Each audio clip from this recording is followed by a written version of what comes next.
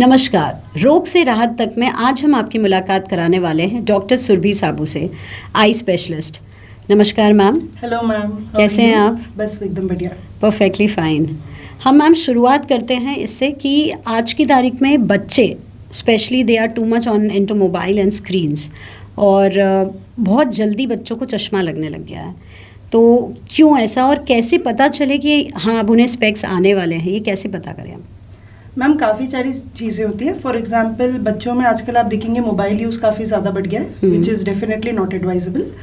और कैसे पता चल गया है मैम, ज़्यादातर बार देखने में ऐसा आता है कि जब बच्चे स्कूल गोइंग एज के होते हैं तब मोस्ट ऑफ द टाइम हमारे पास बच्चे तभी आते हैं क्योंकि पेरेंट्स कहते हैं कि ये बोर्ड से ठीक से कॉपी नहीं कर पा रहा या टीचर ने बोला है कि ठीक से दिख नहीं रहा। लेकिन मैम कुछ एक चीज़ें होती है जो हम घर पे भी नोटिस कर सकते हैं। जैसे जैसे ही बच्चों को चश्मा आने लगता है वो बिल्कुल पास से जाके टीवी देखना चाहते हैं या फिर कोई दूर की एक्टिविटी अगर आप कोई पॉइंटर देंगे तो उसको कैच नहीं कर पाते। सो थोड़ा सा पेरेंट्स को भी अलर्ट रहना पड़ता है। आइडियली एक eye test before they go into school हो जाना चाहिए। वैसे यूजुअली होता नहीं है, ज़्यादातर बार बच्चे जब स्कूल जाना चालू करते हैं उसके बाद ही टिल द टाइम टीचर हमें ना बोले कि इसको दिख नहीं पा रहा है, जब तक हम नहीं कुछ एक्शन लेते हैं। होता ऐसा ही है, लेकिन एक्चुअली अगर आप पेरेंट्स थोड़े विजिलेंट होते हैं तो ध्यान चला जाता है। और उससे भी, ये तो मैम थोड़े बड़े एज के बच्चों की बात होगी। अगर बहुत छोटा बच्चा है जैसे कि after birth 6 months of age up to even 1 year of age, अगर बच्चा लाइट को ठीक से फॉलो ना करे, टॉयज़ को फॉलो ना करे या फिर उसकी एक्टिविटी कुछ रिस्ट्रिक्टेड हो, कई बार हमें कुछ रिफ्लेक्सेस होते हैं जैसे कि नॉर्मल ब्लैक रिफ्लेक्स दिखने की बजाय जब बच्चे को आप फोटो खींचें तो वाइट कलर का बिल्ली जैसे आँख में चमक दिखे, रिफ्लेक्स दिखे। कई बार मोतियाबिंद भी होता है इतने छोटे बच्चों में by birth, it is called as congenital cataract. तो ये सब चीज़ों के लिए भी अवेयरनेस इंपॉर्टेंट है। दूसरा, अगर साथ में भेंगापन हो जो कि कई बार छोटे बच्चों में नोट करने में आ जाता है, वो भी आँख की रोशनी को कम करता है, बच्चे का विजन पूरी तरह से डेवलप नहीं हो पाता है। उस केस में भी बच्चे का डेफिनेटली दिखाने जल्दी आना चाहिए। सो काफ़ी सारी चीज़ें हैं। और अपार्ट फ्रॉम दैट, जहाँ तक फ़ोन की बात हो गई, फ़ोन का तो बिल्कुल जो नया लेटेस्ट रिसर्च है सब कुछ बता ही रहा है कि of course it is worsening vision और इवन अदरवाइज वो बच्चों का कंसंट्रेशन, उनका एक्टिविटी सब कुछ ही रिस्ट्रिक्ट कर रहा है। सो स्क्रीन टाइम तो बिल्कुल ही रिस्ट्रिक्टेड होना चाहिए और अंडर 2 years ऑफ एज तो नील ही होना चाहिए। Actually few days back I just heard, कोई रील में था कि कोको मेलन करके एक कार्टून आता है जिसमें बहुत ज़्यादा कलर्स, बहुत ज़्यादा डार्क कलर्स यूज़ करते हैं which are not good for children. तो क्या वो आइज़ पे भी इफेक्ट देते हैं और ब्रेन पे भी देते हैं? मैम देखिए, हाइपर स्टिमुलेशन करके एक चीज़ होती है जब इस तरह के बहुत ही इंगेजिंग टाइप के कार्टून्स जिसके अंदर जो स्क्रीन है बहुत जल्दी जल्दी चेंज हो रहा होता है, तो वो डेफिनेटली बच्चे का जो अटेंशन स्पैन है उसको बहुत छोटा कर देते हैं। They are not able to focus on anything. तो इस तरीके का तो कोई भी हाइपर स्टिमुलेटिंग अगर कोई कार्टून है, कोई फीचर है, कुछ भी है, तो वो बच्चों को नहीं दिखाना चाहिए। यूजुअली उनकी सारी चीज़ें बड़ी स्लो पेस्ड और मतलब इस तरह होनी चाहिए। दूसरा, स्क्रीन का जो इल्यूमिनेशन है वो बहुत हाई नहीं होना चाहिए, मतलब वो भी आंखों पे इफेक्ट डालता है। उसकी जो ब्लू लाइट जिसको बोलते हैं स्क्रीन, यूवी रेज एंड या सो मैम स्क्रीन वगैरह से तो ब्लू लाइट का इफेक्ट ज़्यादा रहता है, that is also very harmful. वो आई फटीग कॉज करते हैं आँखों का। देखिए मैम, जब बहुत ज़्यादा लंबे टाइम तक कोई स्क्रीन यूज़ करता है ना, सो उनका ब्लिंक रेट कम हो जाता है, चाहे वो बड़े हों चाहे वो बच्चे हों। होता ये है कि जब हम कभी भी बहुत फोकस करके स्क्रीन देख रहे होते हैं तो like you are continuously staring, तो जो आपका ब्लिंक रेट है वो कम हो जाता है, आंखें ड्राई होने लगती हैं, थकने लगती हैं, स्ट्रेन पड़ने लगता है। तो डेफिनेटली बहुत ज़्यादा screen time is not advisable. ये बात तो बच्चों की हो गई, मगर बड़े तो एडिक्टेड हैं आज की तारीख में। तो वो क्या करें, क्या करते रहें, क्या ब्लिंक करते रहें या उन आईज़ को वॉश कैसे करें? What we should do that? Okay, so ma'am सबसे पहले तो ये समझना ज़रूरी है कि स्क्रीन टाइम है क्या। So screen time is not just phone, it is phone with laptop, with television, with every kind of like ये सब मिला जुला के जो है ये screen exposure to all the gadgets, all the screens. तो ओवरऑल स्क्रीन टाइम कम करने की तो ज़रूरत है ही। अपार्ट फ्रॉम दैट, आँखों को वॉश करना तो बिल्कुल एडवाइजेबल नहीं होता है, आँखें खुद को खुद वॉश करती हैं। सो ये जो आई वॉशिंग है ये नॉट एडवाइजेबल है। Okay, I have heard somewhere कि ऐसा बोलते हैं कि मुंह में आप पानी भरो और सुबह उठ के आप आंखों पे डालो, दैट इज बेटर। बिल्कुल भी नहीं मैम, बिल्कुल भी ऐसा नहीं करना चाहिए, बिल्कुल भी नहीं। और मुंह में भरे पानी को तो बिल्कुल भी नहीं, जो रात भर के बैक्टीरिया नहीं, मुंह में आप पानी भर के और ऐसे आप स्प्लैश करो। हाँ नहीं, ऐसा नहीं। Okay. मैम देखिए, सबसे पहली बात तो जो टैप वाटर है उसमें पता नहीं कितने Bacterias माइक्रोब्स हैं, बहुत, सब कुछ हाँ, है। right. और आंखों को वॉशिंग की ज़रूरत ही नहीं है। भगवान ने Okay. टीयर्स बनाए हैं, वो पूरे टाइम आंखों को ब्लिंक करते हैं, वॉश करते रहते हैं। तो Okay. जो कप में लेके आंख धोना या फिर सुबह उठते से स्प्लैशेस मारना बिल्कुल भी रिक्वायर्ड नहीं है। आई को, Okay. हाँ, आई वॉशिंग सिर्फ तब रिक्वायर्ड रहती है जब मान लीजिए आँख में कुछ गिर गया हो, किसी टाइप का कोई केमिकल, या आपको कुछ लग रहा है कुछ कचरा चले गया, तब आप डेफिनेटली आँख धोइए। Otherwise eye washing is just not required. So अगर आप पूछें कि अडल्ट्स को क्या करना चाहिए अपनी आइज़ को, तो मैम कुछ चीज़ों का ध्यान रखना चाहिए, जैसे कि फॉर एग्जांपल स्क्रीन टाइम तो जितना कम कर सकें करें। ज़्यादातर टाइम जो ये लेट के पूरे टाइम फ़ोन चलाना और कमरा डार्क और फ़ोन की लाइट तेज, ये सब बिल्कुल भी एडवाइजेबल नहीं है। आपको हमेशा रूम इल्यूमिनेटेड रखना चाहिए, स्क्रीन मॉडरेट इल्यूमिनेटेड रखनी चाहिए, और बैठी हुई पोजीशन में देखना चाहिए। You should not be like lying down and using screen like that. और इसके अलावा मैम जिन लोगों का प्रोफेशन ही इस तरीके का है, भाई IT वर्कर हैं, long hour of computer use है, जो भी मतलब रीज़न से है, उन लोगों को ma'am there is something called as 20-20-20 rule that they should follow. So 20-20-20 rule बोलता है कि मतलब आपको 20 फीट डिस्टेंस पे 20 सेकेंड्स के लिए like you have to take that break in every 20 minutes. Okay, like every 20 minutes आप पहले 20 फीट दूर देखिए ताकि आपका वो छूटे। 20 सेकेंड के लिए देखिए। So this they should follow to avoid digital strain. Okay, so blink करें बेसिकली, हर 20-20-20 वाला रूल अपनाएं। Yeah. हर 20 मिनट्स में एक ब्रेक लें। Yes, and break should be I think more than a minute और 2 इज 20 फाइन। सेकेंड्स का भी ब्रेक ले लें, क्योंकि अच्छा, आपका okay. कंसंट्रेशन, आपका फोकस चेंज हो जाता है, आप स्क्रीन से दूर देखने लगते हैं। So you have to see 20 feets away. अगर हम इसके साथ में बात करें तो आजकल फैशन बहुत सब करते हैं, और उसके साथ में हम कलरफुल कॉन्टैक्ट लेंस लगाते हैं, वेदर वी हैव पावर और नॉट, बट हम लगाते हैं। तो वो आँखों के लिए अगर उसे हम डेली यूसेज कर रहे हैं या हम मतलब ऑफन यूज़ कर रहे हैं, तो कितना हानिकारक है? मैम एक्चुअली कलर्ड या non coloured contact lens problem नहीं है। कॉन्टैक्ट लेंस यूज़ करना भी प्रॉब्लम नहीं है। कॉन्टैक्ट लेंस हाइजीन बहुत बड़ा इशू है। अगर आप कॉन्टैक्ट लेंस यूज़ करते हैं तो उसका हाइजीन मेंटेन करना, उसको प्रॉपर तरह से स्टोर करना, यूज़ करने के पहले अपने हैंड्स क्लीन रखना, और जितना उसका ड्यूरेशन एडवाइज्ड है उतने ड्यूरेशन के लिए यूज़ करना। जो अगर उसका लाइक जैसे कुछ कॉन्टैक्ट लेंस होते हैं जो ईयरली डिस्पोजेबल होते हैं, कुछ होते हैं जो मंथली होते हैं, कुछ होते हैं जो डेली होते हैं। You have to follow that. Contact lens लगा के आपको सोना नहीं है। तो ये सारी चीज़ें भी ज़्यादा ज़रूरी हैं, क्योंकि अगर आप इनमें से कुछ नहीं फॉलो करते तो फिर आई इन्फेक्शन का खतरा बहुत ज़्यादा बढ़ जाता है। Okay, so that has to be kept in mind. So like for example अगर मैं मेरी बात करूं तो कितनी बार ऐसा होता है कि बिकॉज ऑफ माय वर्क मुझे 7 to 8 आवर्स बहुत स्ट्रेच पे लेंस पहनने पड़ते हैं। तो इज़ इट ओके, या मेरी आंखें ड्राई हो जाती है और एक टीयर ड्रॉप्स करके आती हैं, तो क्या वो यूज़ करना चाहिए? सो मैम कॉन्टैक्ट लेंस भी बहुत टाइप के आते हैं। अगर किसी का लॉन्ग ड्यूरेशन यूजेज है तो उनको उसी तरह के कॉन्टैक्ट लेंस लेने चाहिए। Like I use for yearly base. So ma'am yearly basis तो ये हो गया कि आप उसको डिस्पोज ऑफ कब कर सकते हैं, मतलब आप डेली डिस्पोज कर सकते हैं, या आप उसको 1 महीने में डिस्पोज कर सकते हैं, आप उसको 1 साल में डिस्पोज कर सकते हैं। कॉन्टैक्ट लेंस ऐसे भी आते हैं कि आप उनको एक्सटेंडेड ड्यूरेशन ऑफ वेयर, मतलब आप एक दिन में उनको 12 घंटे पहन सकते हैं, इस तरह के। ओके, तो you have to focus on that also, कि आप जो कॉन्टैक्ट लेंस यूज़ कर रहे हैं वो long duration of use in the day भी हो, और उसका डिस्पोजेबल जब भी है वो उसको आपको तब डिस्पोज करना है। दूसरा मैम, अगर आपका इस तरीके का काम है और अगर आपको लगता है कि क्योंकि आप मीडिया पर्सन है, तो बेटर होगा कि आप ईयरली डिस्पोजेबल की जगह डेली डिस्पोजेबल या मंथली डिस्पोजेबल यूज़ करिए। ओके, क्योंकि आप डेफिनेटली हाइजीन बेटर हो जाएगा, because once you take out that lens you are not using it ever again. Right. और ईयरली में तो आपको उसके बॉटल का मतलब जो उसका बॉक्स है स्टोरेज का, उसका भी क्लीनिंग का ध्यान रखना है, लेंस की क्लीनिंग का भी ध्यान रखना है, बराबर से उसका जो डिपॉजिट्स उस पर नहीं बिल्डअप होने चाहिए उनका भी ध्यान रखना है। तो उससे बेटर है कि अगर आपका इस तरह का काम है और आपको डेली ही लॉन्ग आवर्स पहनना है, तो why not go for like जिसका long duration of wear. I thought कि 1 साल वाला लेंगे तो ज़्यादा बेटर है, but now I will take monthly वाला, मच बेटर, या maybe even daily disposable वाला। Why not, right. इसके साथ में ना आजकल लोगों के आईज का नंबर बढ़ जाता है, बट स्टिल हम पुराने स्पेक्स चलाते रहते हैं, उसका आई साइट पे कितना इफेक्ट पड़ता है? मैम देखिए, अगर आप जो आपका मतलब जो एक्चुअली आपको प्रिस्क्राइब्ड पावर है या जितना आपको नंबर है, अगर आप वो नहीं लगाएंगे तो आंखों पे तो जोर पड़ेगा ही, तो हेडेक भी होगा ही, आई स्ट्रेन भी होगा।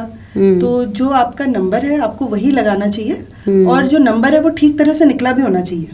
काफी बार हमारे देखने में आता है कि लोकल शॉप्स वगैरह पे लोग निकलवा लेते हैं वो नंबर, कई बार ठीक नहीं भी होता है। तो अगर आप सही नंबर नहीं पहनेंगे तो ना आपको कंफर्ट रहेगा, ना आपको उतना क्लियर दिखेगा, और हेडेक और आई स्ट्रेन तो हो गई। So number should be right, उसके साथ में चश्मा बना भी सही होना चाहिए, तो दोनों ही चीज़ें जरूरी है। And now days because of the screen addiction, specially mobile का जो रात को सोते समय हम देखते हैं, तो उसके कारण ये हो जाता है बहुत ज़्यादा कि हम स्लीप बहुत कम कर रहे हैं, 4 घंटे 5 घंटे या may be 7 hours not proper sleep नहीं ले रहे हैं। उसका आइज़ की हेल्थ पे कितना इफेक्ट पड़ता है? मैम देखिए, स्लीप का तो ओवरऑल हेल्थ पे ही फर्क पड़ता है। राइट, ओवरऑल तो है, बट हाँ for I specially if I ma'am अगर आई वेल रेस्टेड नहीं रहेगी, मसल्स वेल रेस्टेड नहीं रहेंगे आई के, तो वो थकी थकी फटीग्ड फील करेंगे, अगले दिन भी भारीपन सा महसूस होता है, कंफर्टेबल नहीं लगता, ड्राइनेस फील होती है, अनईजी फील होता है। और जो स्लीप डिस्टर्बेंसेस बिकॉज ऑफ ये कंटिन्यूस स्क्रीन यूज होता है वो भी इसमें कंट्रीब्यूट ही करते हैं। सो आइडियल तो यही है कि आप सोने के 1 घंटे पहले बिल्कुल स्क्रीन यूज बंद कर दें। Okay, you should be screen free. Screen free होना चाहिए, लेट के आपको मोबाइल नहीं देखना चाहिए, और अंधेरे रूम में एकदम हाई लाइट के साथ नहीं देखना चाहिए।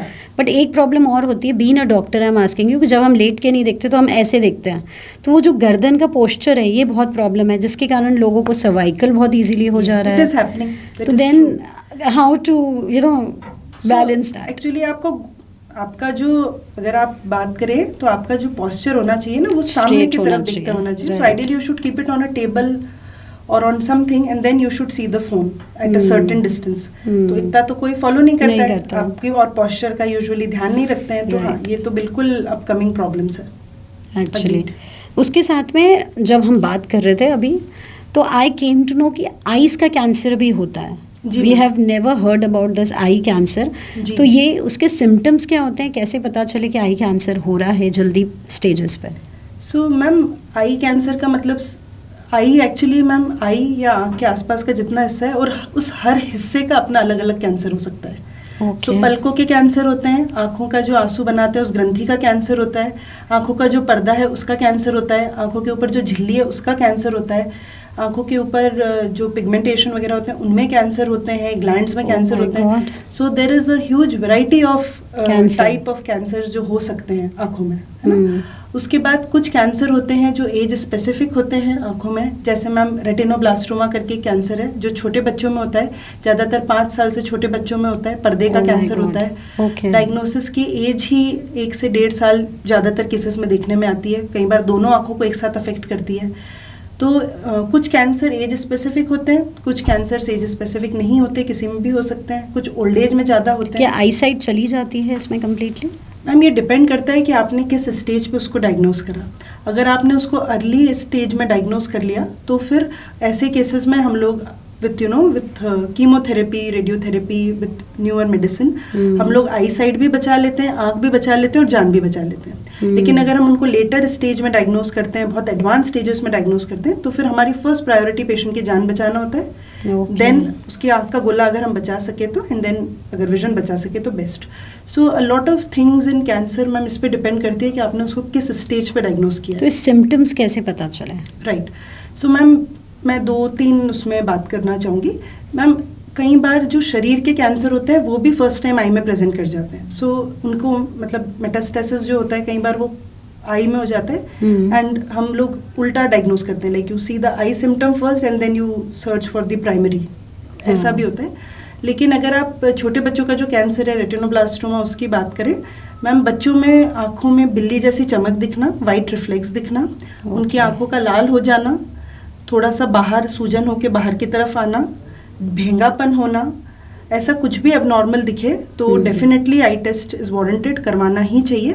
काफ़ी बार पेरेंट्स बताते हैं कि जब वो बच्चे के फ़ोटो खींचते थे तो हमेशा एक आँख में सफ़ेद चमक दिखती थी, एक नॉर्मल दिखती थी, तो इन चीज़ों को भी नोट करना। So these are very important अगर ऐसा कुछ भी दिखता है तो आपको बिल्कुल आई टेस्ट के लिए लेके जाना है, इग्नोर नहीं करना है। ये हो गई बच्चों की बात, बड़ों में कैसे पता चलेगा? सो मैम बड़ों में जो कैंसर है डिपेंडिंग ऑन वो कहाँ का कैंसर है इस पे डिपेंड करता है, लेकिन आँखों की में कंटिन्यूसली लाली बनी रहना, सूजन आ जाना, पेन होना, प्रेशर इफेक्ट फील होना, विजन डिटेरियोरेट होना वेरी इंपॉर्टेंट, अचानक से विजन ड्रॉप होने लग जाना या स्लोली प्रोग्रेसिव विजन ड्रॉप होने लग जाना, बाहर की तरफ आँख का आना, कहीं पे कोई सूजन या गठान जो आपको महसूस हो सके, ये सारी चीज़ों में से अगर कुछ भी देखने को मिलता है तो उसको इग्नोर नहीं करना चाहिए, डेफिनेटली आई डॉक्टर को दिखाना चाहिए।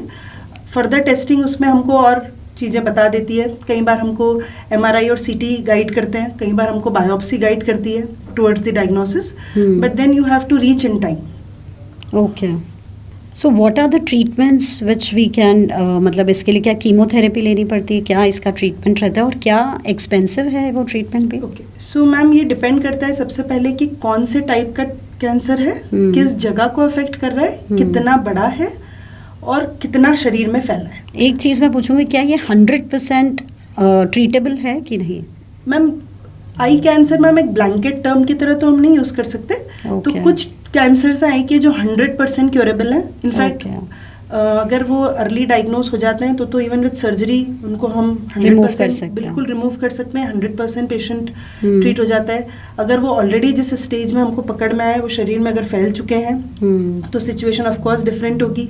अगर जो छोटे बच्चों का कैंसर है रेटिनोब्लास्टोमा, वो ब्रेन में स्प्रेड होता है, अगर वो स्टेज पे हम बच्चे को पहली बार पकड़ रहे हैं तो it is a very difficult very unfortunate situation. तो सबसे पहले तो किस टाइप का कैंसर है और किस स्टेज पे पकड़ में आया है, कौन सा कैंसर है, तो डिपेंडिंग ऑन दैट हम प्रोग्नोसिस दे सकते हैं। और जब आपने पूछा कि क्या क्या ट्रीटमेंट ऑप्शंस अवेलेबल हैं, तो मैम सर्जरी भी एक ऑप्शन है, डिपेंडिंग अगेन क्या टाइप है। कीमोथेरेपी भी होती है, रेडियोथेरेपी भी होती है, लोकलाइज्ड रेडियोथेरेपी जिसको ब्रेकीथेरेपी बोलते हैं वो भी होती है। कई बार हमको आई रिमूव भी करनी पड़ती है। इंदौर में है हमारे पास सारे इतने ट्रीटमेंट्स, इंदौर इतना एडवांस्ड है मेडिकली? मैम मैक्सिमम चीज़ें अवेलेबल है for I cancer, maximum, yes maximum चीज़ें अवेलेबल है। कोई अगर बहुत ही कोई स्पेसिफिक चीज़ है जो नहीं अवेलेबल है तो उसके लिए हम रेफर कर देते हैं, लेकिन usually ma'am almost medically then Indore is quite fit in this? Ma'am Indore is quite fit, progressing fast, yes of course. अगर मोबाइल और स्क्रीन का यूसेज, ओवर यूसेज, क्या कैंसर कर सकता है नहीं इसका? अभी तक तो कोई भी रिसर्च ऐसा नहीं बोलते हैं, अभी तक तो नहीं। इज इट समथिंग कि अगर हमें कैटरेक्ट हो या कुछ और हो तो विजन कंप्लीटली लॉस्ट हो जाए, ऐसे कोई ऐसे भी कुछ होता है? मैम कैटरेक्ट की बात कर रहे हैं या कैंसर या कैटरेक्ट, मतलब whatever? Ma'am cataract is very common nowadays, I think हर घर में है पेशेंट्स। कैटरेक्ट तो is a ageing problem. Okay, it's a ageing disease. Basically cataract होता क्या है कि जो कचरा है वो इकट्ठा हो जाता है, इज इट दैट? नहीं मैम। देन सो हमारे आँख के अंदर एक लेंस होता है जिसकी हेल्प से हम देखते हैं, जो हमारी आई में फोकस करने में हेल्प करता है। तो जैसे हमारे बाल सफ़ेद होते हैं विद एज, वो लेंस भी वाइट होने लग जाता है, अपनी ट्रांसपेरेंसी लूज कर देता है। अगर वो ट्रांसपेरेंट नहीं रहेगा तो ऑफकोर्स हमको देखने में डिफिकल्टी आने लग जाएगी। ये तो एक मोस्ट कॉमन कॉज है which is called a senile cataract, जो एजिंग के कारण होता है। उसके अलावा कई बार चोट लगने से या फिर आंखों के अंदर सूजन आने से और भी दूसरे कई कारण होते हैं जिनके कारण कैटरेक्ट डेवलपमेंट हो सकता है। कुछ ड्रग्स होती हैं, दवाइयाँ, जिनके कारण कैटरेक्ट डेवलप हो जाता है, जैसे स्टेरॉइड्स वगैरह के कारण भी हो जाता है। सो कैटरेक्ट होने से आपका जो आई विजन है वो ब्लर्ड हो जाता है, दिखना कम हो जाता है। धीरे करके जैसे जैसे वो मैच्योर होता जाता है, विजन ड्रॉप होता चला जाता है। और कैटरेक्ट सर्जरी में व्हाट वी डू इज़, हम उस जो सफ़ेद हो गया है लेंस उसको निकाल देते हैं और उसकी जगह एक आर्टिफिशियल लेंस डाल देते हैं, तो विजन रीस्टोर हो जाता है। ओके, बेसिकली एवरी घर में कहीं ना कहीं 2 या 3 पेशेंट्स को आजकल डायबिटीज़ है। तो क्या डायबिटीज़ का असर आइज़ के कैटरेक्ट या आइज़ के ऊपर कितना पड़ता है? बिल्कुल मैम, डायबिटीज़ और आई तो बिल्कुल क्लोजली रिलेटेड है। हाँ मैम, डायबिटीज़ नोन है आंखों का जो पर्दा होता है जिसे हम रेटिना बोलते हैं, उस पर रेटिनोपैथी कॉज करने के लिए। So every diabetic patient should undergo an eye examination at least once in year. और अगर उनमें रेटिनोपैथी के चेंजेस आ गए हैं, किस स्टेज पे आए हैं, तो डिपेंडिंग ऑन दैट जैसे भी उन्हें फॉलोअप पे रखा जाए। उसके अलावा डायबिटीज़ कैटरेक्ट भी कॉज करता है। रेटिनोपैथी या जो आंखों के रेटिना पे वो अफेक्ट करता है, उसके कारण भी विजन ड्रॉप हो सकता है। So yes, diabetes, BP, hypertension, ये सभी कंट्रीब्यूट करते हैं डेफिनेटली दे शुड जो अंडरगो एन आई टेस्ट। मतलब बीपी, शुगर, आर्थराइटिस, ये सारी चीज़ें हमारे आँखों को भी इफ़ेक्ट करती हैं। मैम बीपी शुगर तो करते ही हैं, arthritis not all types, but then there are some types जिनका ऑक्यूलर सिम्टम्स भी होते हैं, ऑक्यूलर फीचर्स भी होते हैं। तो कई बार पेशेंट्स आंखों में सूजन लेके और ब्लरिंग ऑफ विजन लेके, पेन लेके आते हैं। तो हाँ, बट अवेयरनेस नहीं रहती है उतनी, उनको पता नहीं रहता है काफ़ी बार पेशेंट्स को। But yes, there are many type of, जैसे आम भाषा में हम गठिया बोलते हैं, गठिया के भी बहुत सारे प्रकार होते हैं। तो उनमें से काफ़ी प्रकार हैं जो आंखों को भी अफेक्ट करते हैं। ओके, इज इट समथिंग कि एक एज के बाद, लाइक मेनोपॉजल टाइम में भी क्या आइज़ के ऊपर कुछ स्पेशल ध्यान देना चाहिए? मैम ड्राई आई वगैरह ज़्यादा होती होता है। yes, ओके, menopause के बट आसपास। बाकी एज सच पर ऐसे कोई? कुछ नहीं। ओके, अपार्ट फ्रॉम दिस, ऐसा कोई मिथ जो आँख का सब पेशेंट्स लेके आते हो, आप उसको ब्रेक करना चाहोगे?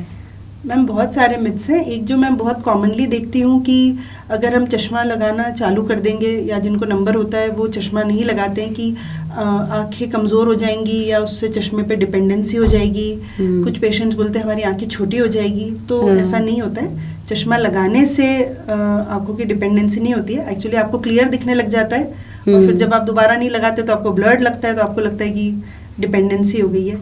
उसके बाद काफ़ी बार पेशेंट्स बोलते हैं कि किसी को अगर कंजंक्टिवाइटिस है या आँख आई हुई है, कि उनको देखने से आँख आ जाएगी। हाँ, ये तो बहुत कॉमन है, वेरी कॉमन। तो किसी को देखने से कंजंक्टिवाइटिस नहीं होता है, लेकिन हाँ, उनकी छुई हुई चीज़ें, उनकी पर्सनल यूज़ की जो आइटम्स हैं, भले उनके हैंकरचीफ, पिलो केस, टॉवल, ये सब से ज़रूर कंजंक्टिवाइटिस हो सकता है। बट किसी को देखने से हाँ, इसीलिए वो ब्लैक ग्लेज लगा के रखते हैं। और एक्चुअली घर में कहा जाता है कि वो उसको अकेला ही रख देते हैं कि भाई देखने से होता है। नहीं, देखने से तो नहीं होता मैम, बट हाँ, कॉमन चीज़ें यूज़ करने से ज़रूर हो सकता है। This is one of the biggest myth actually, कि देखने से कंजंक्टिवाइटिस फैलता है। फिर मैम एक कॉमन मिथ है कि अगर बच्चों की आंख में काजल डालो तो उससे उनकी आंखें बड़ी बड़ी हो जाती है, उनकी रोशनी तेज हो जाती है। ये भी बिल्कुल मिथ है, ऐसा बिल्कुल भी नहीं होता है। आंखों का साइज, शेप सब कुछ जेनेटिकली डिटरमिन्ड होता है। तो काजल लगाने या ना लगाने से कोई फर्क नहीं पड़ेगा, उल्टा इन्फेक्शन के चांस बढ़ जाते हैं। तो it is just not advisable. Is it something कि आंखों का कैंसर भी जेनेटिकली होता है, ऐसा कुछ है? मैम अगेन, अगर सारे कैंसर्स तो नहीं, लेकिन हाँ कुछ कैंसर्स हैं जो डेफिनेटली जेनेटिकली भी हो सकते हैं। रेटिनोब्लास्टोमा उनमें से एक है। ओके, कुछ में स्पोरेडिक भी होता है, कुछ में जेनेटिकली भी होता है। So yes, depending on ma'am कौन सा कैंसर है, कौन से टाइप का है। जेनेटिकली भी हो सकता है, बिना किसी जेनेटिक कॉज के भी हो सकता है, कई बार कुछ चीज़ों के एक्सपोजर से भी हो सकता है। तो काफ़ी सारे कारण होते हैं, depending on again the type of cancer. Okay, if you talk about injuries of eye, तो कोई फॉरेन बॉडी का चले जाना आँखों में, उसको आप क्या बताएंगे, उसके लिए क्या करना चाहिए? मैम बहुत ही कॉमन है इंजरीज टू आई, और अलग अलग टाइप की इंजरी हो सकती है। जैसे काफ़ी बार मैम कोई कचरा चला गया या कोई इंसेक्ट चला गया, कई बार छोटे दाने वगैरह भी चले जाते हैं आँख के अंदर, तो उसको इमीडिएटली रिमूव करना ज़रूरी है, क्योंकि वो आँख में घाव कर सकते हैं, पुतली पे घाव कर सकते हैं, अल्सर कॉज कर सकते हैं। अगर कोई शार्प ऑब्जेक्ट है तो वो आई को पियर्स कर सकते हैं। सो डेफिनेटली फॉरेन बॉडी अगर चली गई है तो रिमूवल इज़ अ मस्ट। उसके अलावा मैम केमिकल इंजरीज काफ़ी देखने में आती हैं, जैसे फैक्ट्री वर्कर्स वगैरह में तो इंडस्ट्रियल केमिकल्स ही जा सकते हैं आँख में, लेकिन घरों में भी toilet cleaners, dish wash, even Fevikwik बहुत बच्चे आँख में डाल के आ जाते हैं। So these are all type of chemical injuries. ये सब में भी चूने से जो इंजरीज होती है, they are very very bad. आँख कई बार पूरी तरह से इवन डैमेज हो जाती है। तो ये सारी जो भी केमिकल इंजरीज हैं, अगर कुछ भी होती है तो सबसे पहले तो आँख को धोना चाहिए, वॉश करना चाहिए, एंड एट दी अर्लीस्ट जो भी नियरेस्ट ऑफ्थल्मोलॉजिस्ट है उनसे हेल्प सीख करनी चाहिए, ट्रीटमेंट सीख करना चाहिए। सो इट्स अ मस्ट। और छोटे बच्चों से या ऐसी जगह से जहाँ पे ऐसे केमिकल गिरने का डर है, उनको थोड़ा केयरफुली रखना चाहिए। जब आँखों में रेडनेस आ जाए, जनरली इतना होता है कि रेडनेस आ जाती है या स्वेलिंग हो जाती है, तो घर में सिर्फ एक नॉर्मल कोई आई ड्रॉप डाल के हमें कंसर्न रखना चाहिए, या उसके लिए डॉक्टर के पास जाना चाहिए? मैम रेडनेस आना तो एक सिम्टम है, उसका कारण क्या है पीछे का वो ज़रूरी है। तो आंखें रेड तो बहुत सारे कारण से हो सकती हैं, क्योंकि रेडनेस मीन्स कि किसी भी रीज़न से अगर आई का इरिटेशन हुआ है या कंजंक्टिवा इरिटेट हुआ है, इन्फ्लेमेशन आया है, तो आँख रेड हो जाएगी। लेकिन वो रेडनेस आई क्यों है, ये बहुत इंपॉर्टेंट है। वो कोई इन्फेक्शन से आया है, या फिर आँख में कुछ अंदर से सूजन आ गई है उसके कारण आया है, या फिर कोई और पैथोलॉजी चल रही है उसके कारण आया है। तो अगर आँख में रेडनेस आई है तो ऐसे बिना दिखाए अपने मन से ड्रॉप्स ना डालने तो बेटर है। It's always good to consult a doctor. It is very important to know क्यों हुआ है. Okay, which food would you recommend for eyes की हेल्थ के लिए? मैम देखिए, अगर आप वेजिटेरियन हैं तो फिर ग्रीन लीफी वेजिटेबल्स, कैरेट, आंवला, विटामिन सी रिच फ्रूट्स, दूध के प्रोडक्ट्स, ये सब आइज़ के लिए बहुत अच्छे होते हैं. अगर आप नॉन वेजिटेरियन फूड भी कंज्यूम करते हैं तो एग्स, फिश, ये हेल्दी होते हैं. और इन जनरल भी एक general healthy diet is good. Omega rich, मतलब omega 3 fatty acids rich food जो होते हैं, नट्स, ये सब भी डेफिनेटली आइज़ के लिए अच्छे होते हैं. मैम, हमें डिजिटल आई स्ट्रेन जिनके लॉन्ग आवर्स रहते हैं, स्क्रीन पे कोई ऑप्शन नहीं है, जो एडिटिंग का काम करते हैं, तो उसके लिए क्या कर सकते हैं? मैम देखिए, जिनका काफ़ी लंबे देर तक कंप्यूटर यूज़ का काम रहता है, जैसे जॉब रिलेटेड है या कुछ भी, so first of all they should follow something called as 20-20-20 rule. Okay. Every 20 minute उनको 20 सेकेंड का ब्रेक लेना चाहिए और 20 फीट अवे देखना चाहिए. Okay. उसके अलावा मैम हमेशा अपनी जो पॉस्चर है, बैठने का जो है, वो ठीक रखना चाहिए. कंप्यूटर टेबल पे रख के ही यूज़ करना चाहिए, लेट के, और इस तरह से फ़ोन कंप्यूटर नहीं यूज़ करना चाहिए. साथ ही साथ कंप्यूटर का इल्यूमिनेशन लो टू मॉडरेट और रूम का इल्यूमिनेशन अच्छा होना चाहिए. ये सारी चीज़ें हेल्प करती है.